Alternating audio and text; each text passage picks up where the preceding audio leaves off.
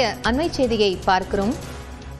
சமயபுரத்தில் விபத்து ஒன்றில் பக்தர்கள் 4 பேர் உயிரிழந்திருக்கிறார்கள். சமயபுரம் பாத யாத்திரையாக சென்ற பக்தர்கள் 4 பேர் விபத்தில் சிக்கி உயிரிழந்திருக்கக்கூடிய நிலையில் கூடுதல் தகவல்களோடு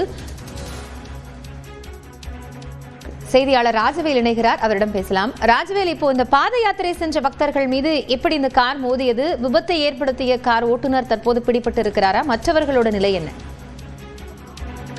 நிச்சயமாக காயத்ரி, கடலூர் மாவட்டம் பெண்ணாடம் அருகே உள்ள தோழர்குடிக்காடு கிராமத்தைச் சேர்ந்த 50க்கும் மேற்பட்ட சமயபுரம் மாலை அணிந்த பக்தர்கள் பாத யாத்திரையாக நேற்று முன்தினம் புறப்பட்டு சென்று கொண்டிருக்கிறார்கள்.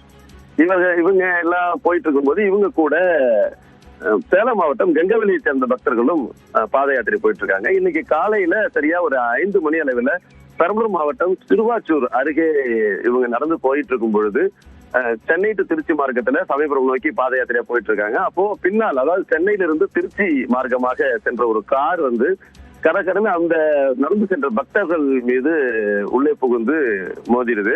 இந்த விபத்துல சம்பவத்திலேயே கடலூர் மாவட்டத்தை சேர்ந்த தோழர்குடிக்காடு கிராமத்தை சேர்ந்த விஜயலட்சுமி, அடுத்தது சசிகலா, அப்புறமா மலர்கொடி, இவங்க 3 பேர் இறந்துடுறாங்க. அதே போல கெங்கவெளியில இருந்து வந்த சித்ரா என்கிற 4 பக்தர்கள் உயிரிழந்திருக்காங்க.